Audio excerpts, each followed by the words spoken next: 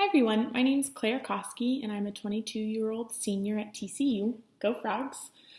I was diagnosed with type 1 diabetes when I was just 3 years old, and I've been wearing a Medtronic insulin pump since I was in the third grade. At the time, there was a sensor specifically for the Medtronic pump. In high school, I tried it out for the first time and did not like it. It hurt. It didn't stay in. It got pulled out easily. I played volleyball, and you could see the sensor through my uniform. I was embarrassed. And because of all these reasons, I stopped wearing it. I was just relying on pricking my finger to monitor my blood sugars, which I didn't do well. Being in high school and transitioning to college, I went through a period of time where I thought that I was invincible, that my diabetes didn't matter. I didn't want it to make me different from anybody else. And all the way up until the summer going into my junior year, my diabetes was very out of control. My doctor appointment said that my A1C was 12, and that was at some point in my sophomore year. So my mom was concerned, my family was concerned naturally, and said, Claire, Dexcom has come out with a new sensor, you really should look into it. So I did some research. I spoke with a Dexcom representative, and before you know it, I got my first set of sensors sent to my house in Houston. Extremely less painful. It stayed in. I loved it. Also, the technology behind this new sensor, my blood glucose levels showed up on my phone, on my smartphone. You could set the settings for high and low alerts, the vibrations. Even if your phone's on silent, once your blood sugar gets low past a certain value, it will alert you no matter what. But in addition to this, you get to have Dexcom followers through Dexcom Share.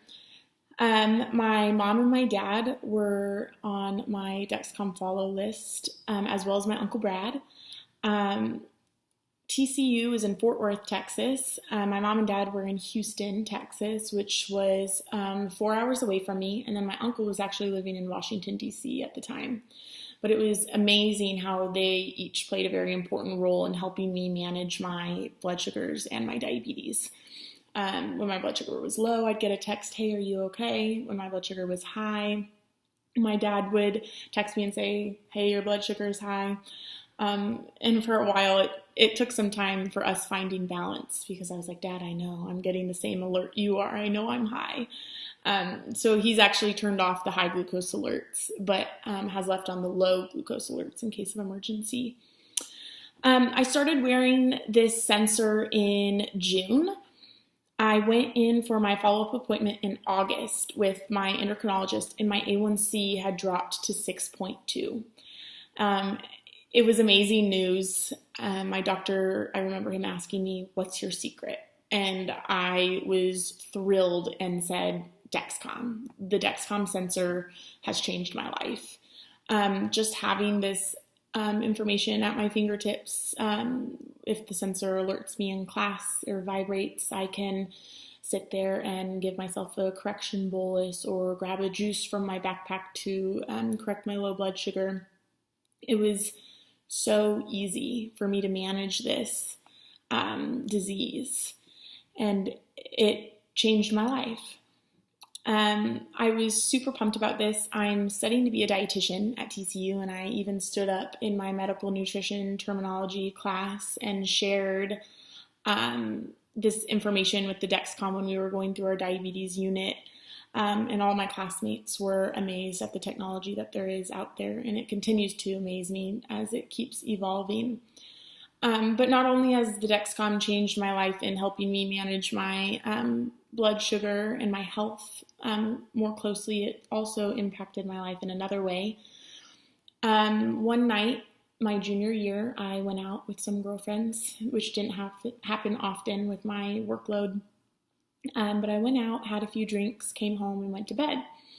Well, my dad was getting low glucose alerts all the way home in Houston, and was calling me, and I was not waking up. I didn't wake up to my Dexcom notifications, and he's watching my blood sugar trend low until it just says low, which means my blood sugar is below 40. At this point, he's calling my roommates. They're not answering. It's 3 a.m. Everyone's asleep. So my dad actually calls the Fort Worth Fire Department's non-emergency line and lets them know what's going on. Gives them my address, and the Fort Worth Fire Department comes to my house off campus, knocks on the door. Everyone was asleep, couldn't get in.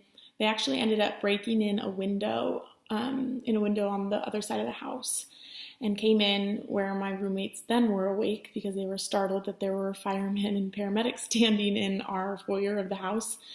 And they said, is there a 21-year-old girl here who's had drinks? And my dad's still on the phone, and he goes, no, it's not a 21-year-old girl that's had some drinks. It's a 21-year-old girl that's had some drinks and has type 1 diabetes.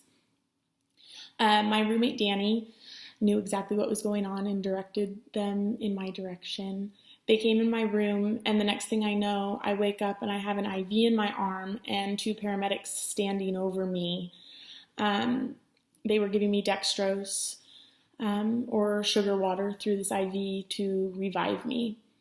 They said that my blood sugar was 33 when they tested it the first time, and they said had it remained at that low of a level for more than 5 minutes, I wouldn't be here today.